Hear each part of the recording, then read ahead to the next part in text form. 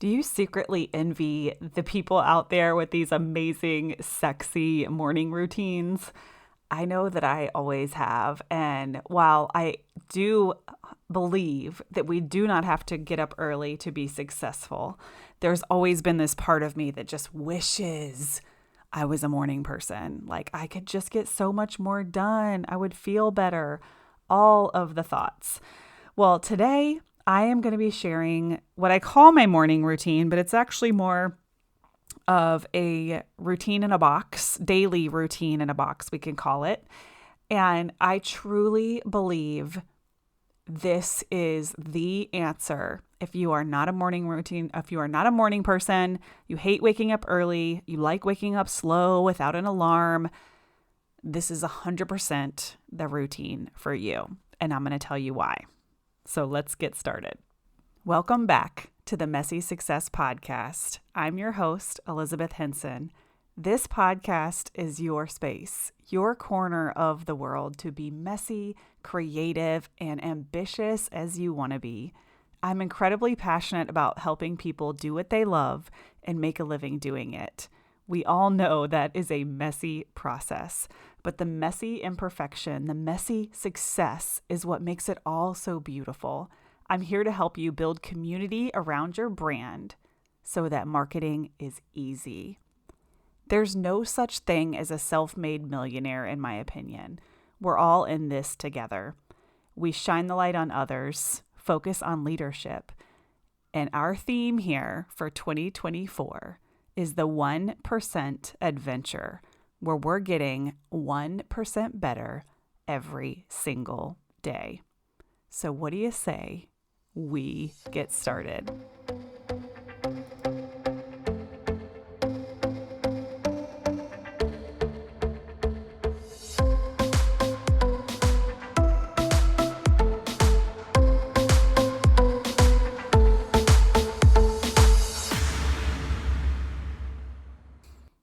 All right, I know in the last episode I talked quite a bit about this new morning routine. And first, I have to say, this is thanks to a book called The Miracle Morning. And I highly, highly recommend everyone read this book, whether you're a morning routine person or not. And of course, I have taken this and put my own spin on it and adjusted it to exactly the way that it works for me. And I'm really excited to share that with you today. But it is a really good book. It is not like just a self-development book. There's a really, inspiring story that goes along with it. I will put that book in the show notes. It's called The Miracle Morning. There's a couple different versions of it. I'm sure they're all amazing. It's a really easy read. I mean, I read it in just a couple of days and it was life-changing. It really challenges the way we look at the mornings. And again, everything is mindset. Everything is the way that perspective that we choose to see things. And what I didn't realize is that while I'm not a morning person, I'm still not a morning person, but I was resisting the day. And he talks about this, how when we lay in bed and we don't want to get up, we are resisting the day. And what type of energy does that mean that we're starting the day with if we're literally resisting even starting it? So I feel like the first thing I did is I just changed my relationship with waking up. And this doesn't mean I got up any earlier, but like when my eyes do crack open, I am, choosing different thoughts. Sometimes, like I'm not perfect. This is all still, a work in progress. I would think I've been doing this for maybe since September. So, 3 or 4 months. So long enough to like, this is a habit that is stuck. This is something that I'm doing, but it's still new enough that I'm still learning a lot of lessons. I'm still practicing. I'm a lifelong student. So this is not coming from a place of mastery. This is coming from a place of, this has really helped me and I'm still learning, how to do it even better.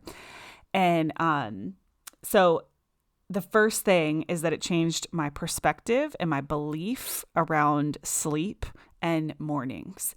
And if we go to bed late, let's just say one of my kids gets sick and I am up at crazy hours of the night, I'm not getting a good sleep.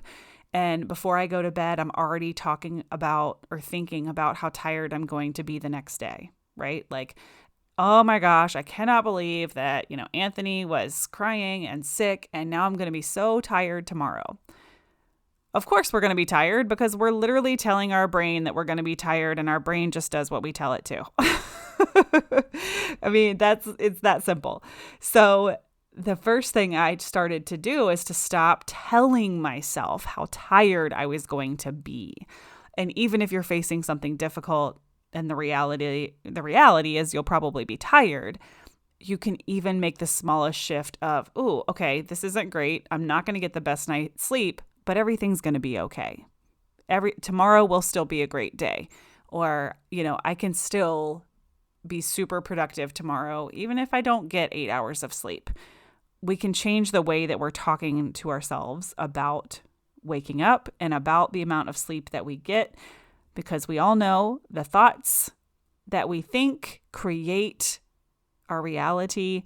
So why not? Why not just be annoyingly positive about your morning or at least like 1% better than what we are doing now, right? Because I know I was the queen of like, I'm so tired all the time.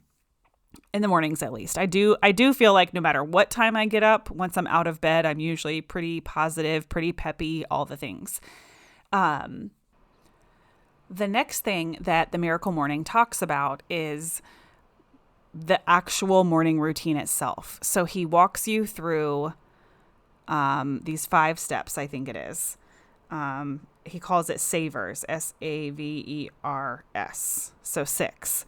So silence, affirmations, visualize, exercise, read, and write. So those are the actual steps of the morning routine that he recommends. Now, again, go read the book. Amazing. But I'm going to tell you guys how I accommodated this for myself. But the beautiful thing is, whether you have an hour or whether you have 5 minutes, you can go through these steps, or you can adjust and accommodate it the way that I have. So I have what I'm calling a daily routine in a box. Let's not even call it a morning routine. I do call it my morning routine in my head because I do it sometime in the morning, whether it's as soon as I wake up or whether I wait till everybody gets out of the house. I'll do it before I start my work day. It's usually one of those two things. If it's a weekend, sometimes I'll just get my cup of coffee and do it before I get dressed. But this is not actually happening first thing in the morning, every single morning. But it is happening because I notice a huge difference in my day and how I show up energetically when I do it. So mine is a daily routine in a box. And inside this box are 3 things. A book that I'm reading, which will change, but the book I'm reading right now is awesome. It's called Don't Sweat the Small Stuff. And I love this book for my morning routine because it's got these little, I don't even want to call them chapters because it's like a page and a half. It's like excerpts, thoughts. And it's got like 100 or more of these like just thoughts of the day. And I have a lot of books like this, so I'm excited to rotate these through the morning routine. But it's not like a chapter book, but it totally could be. And you could just commit to reading a page, every day or whatever it might be. But this one I love because I can read a complete thought in the morning. So it has my book, and then it has my affirmations, which I keep in a separate journal. And it has my gratitude journal. Right now I have the 5-minute journal. I think that's all it's called, is the 5-minute journal. There's a totally ton of versions of those. But that's it. And then my affirmations journal also has blank pages, which every now and then I'll use to journal. And then I've started incorporating my journal app on my phone, which I'll tell you about. So I am actually not doing all of his 6 steps.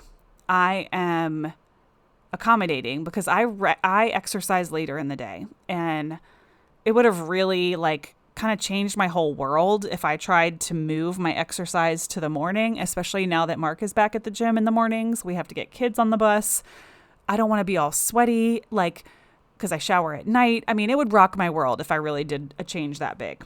So I just decided that, sure, I'll stretch if I want to, but my exercise happens later. So I just need something that is going to help me practice my affirmations, set an intention for the day, read something positive and good to fill my mind with at the beginning of the day, and then to practice gratitude in the gratitude journal.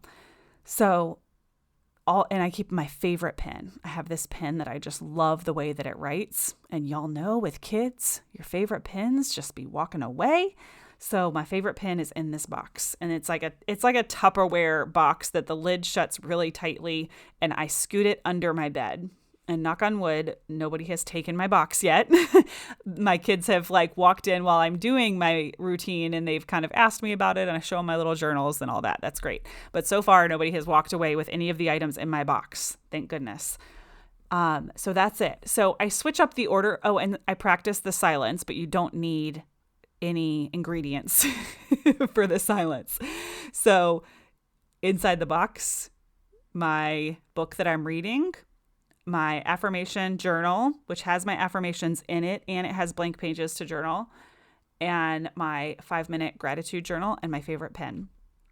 So that's it. So what I do first is I practice silence, whether it's 30 seconds or 5 minutes. It just depends on how much time I have and how I'm feeling that day. But normally, this morning routine for me is 10 minutes or less. This is not a whole hour thing. In the book, he really talks about self-development and how he was in a bad place. And a lot of this came because he knew if he focused on self-development that his life would change. So I live and breathe self-development. So I feel like my situation is different, but this is still an incredibly powerful practice. And I'm going to tell you even more about the why I know it's powerful in just a second, but I'm going to go through what I actually do. So, I usually sit on my bed just for lack of having other places to go. He doesn't recommend sitting on your bed, but again, I'm making this my own. And I do the silence first, and I kind of decide, do I want to read first? Do I want to journal first? Do I want to do I just decide, what am I going to do first?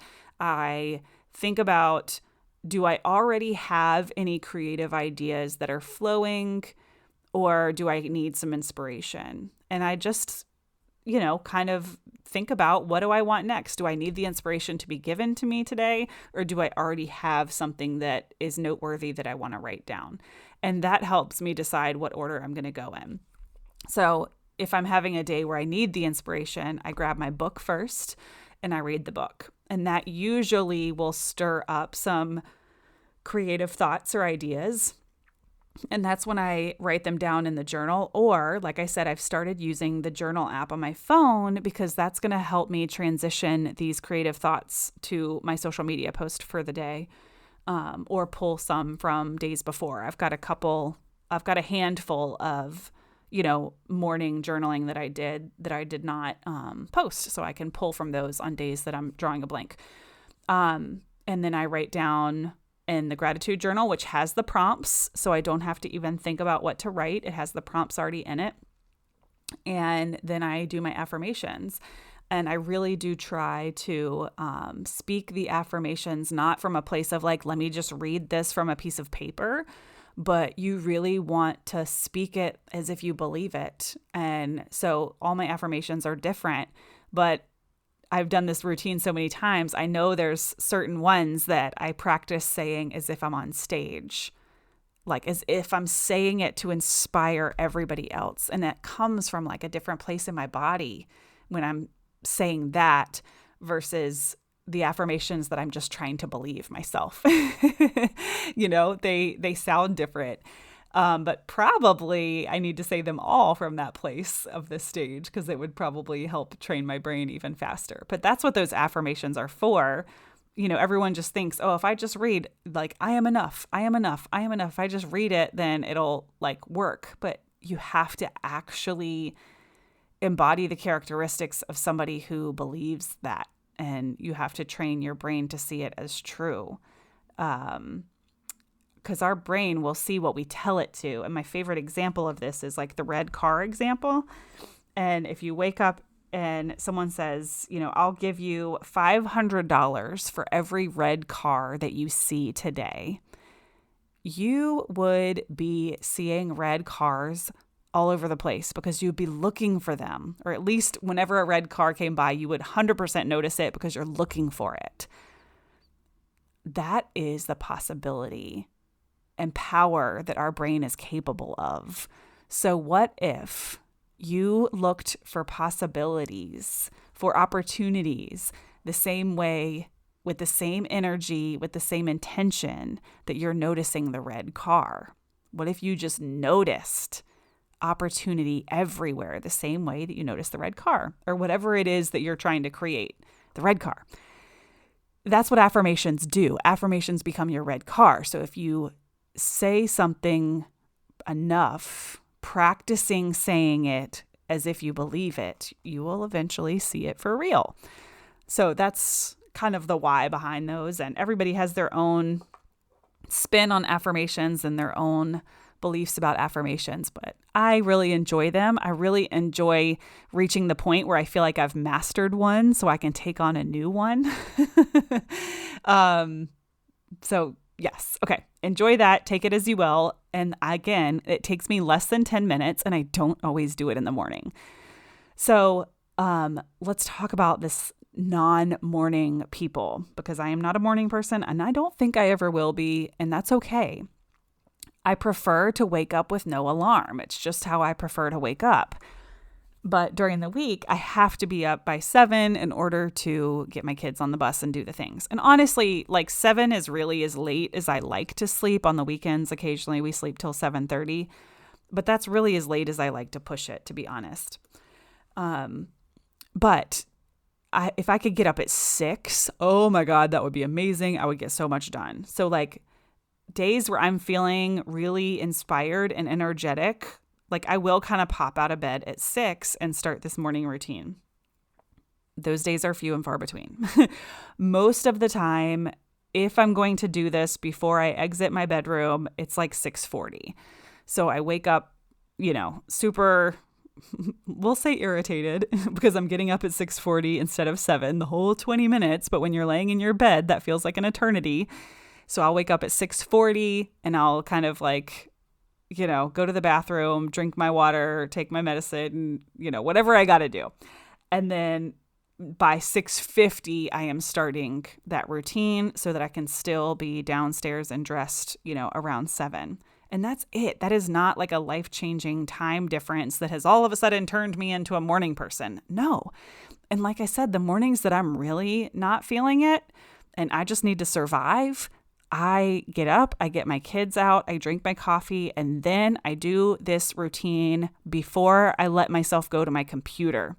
So the routine is happening regardless. It's happening whether I wake up early, it's happening whether I wake up just on time, and it's happening even if I wake up late. I'm just doing it before I start work. And there was even one day where I was working and I was just feeling very brain foggy and uninspired. And I was like, you know what? I didn't do my routine in a box. I'm going to take a break from work and I'm going to go do it now. And I did. And it 100% helped. And it's not that it took me from 0 to 100, but it probably took me from like, feeling like a 30% vibe to like a 60% vibe. And I was telling my BFF Jamie the other day, because I was kind of having like an irritable morning, and the excerpt that I read in the book that day, the chapter, whatever we want to call it, was about, practicing thanks and gratitude for those around you. And I was just having one of those mornings where I was like kind of irritated at my husband. He didn't even do anything wrong, but I was just like wanting him to pay me more attention, right? Like, I'm a female. That's what happens. Like, pay attention to me. And I was just irritated, like not at him. He didn't do anything wrong, but I did my reading and my gratitude. And I was like, you know what? Like, what if I just focus on all the things that he did do for me this morning? He brought me my coffee in bed. He got up. He packed the kids' lunches. So what? He didn't like slow down and pay attention to me. Like, let's just focus on all the things that he did do. And it really helped. Like those feelings of irritability just dissipated. And I remember telling Jamie, like, this little routine in a box has given me control and power to like to change my day. Like when I'm in a funk and I'm not having a great day, it helps. Like it changes it, you know, and my expectation is not like I'm magically cured, but it definitely is helping me vibrate at a higher frequency. And that's something I've kind of been reflecting on is like, I did a podcast episode about, you know, how I had this really, really great week and what did I do differently to like vibrate at that higher frequency and like, how do I freaking stay there? Right. So this is all a study around how do we stay there? And this routine in a box will help you stay in your highest good, your highest frequency. And these are the little nuances that separate super successful people from the rest of the world because they are paying attention to these micro things that keep them vibrating at the highest frequency possible, being their best self the most minutes of every day. That's it. And it's not a coincidence that all the successful people do these similar things, these gratitude practices, these journaling, these affirmations. It is not a coincidence that there's a common thread here in the people that do these things. So this is all fact. I'm not making this up. This isn't like the Liz Henson show. This is just me on the self-development journey, learning and starting to see, I get it. They're right. I have full control to show up as the best version of myself, you know, as much as possible. So that's my routine in a box. You do not have to be a morning person to reap the benefits of it. You can literally not even change the time you wake up. You can just commit to doing this 10 minutes of action every day. I do encourage you to read the book so that you can truly take his process and make it your own. It's incredible. And yeah, you don't have to be a morning person. You really do not. You don't have to make your bed every day. You don't have to wake up at 4 a.m. I mean, if you do, that's amazing, but you don't have to. You can reset your day in just this little routine in a box. Whatever your routine in a box is for you, I just encourage you to have one. So I hope this was helpful. I cannot wait to hear your thoughts. I do share about it a little bit on social media here and there. So again, connect with me over at Instagram at elizabeth.henson. It is all, of course, part of the 1% adventure, which I shared on the last episode. I'll encourage you to go listen to that if you didn't, talking about how I am focused on getting 1% better every single day of 2024. And we will see you guys next time. Don't forget to check out the show notes. This is episode 138. So you're going to go to elizabethhenson.co/E138. Check out the wait list for our in-person event. Connect with me over on Instagram. Leave us a review or share this with a friend. We love you so, so much. And I'm so incredibly grateful that you're here with me.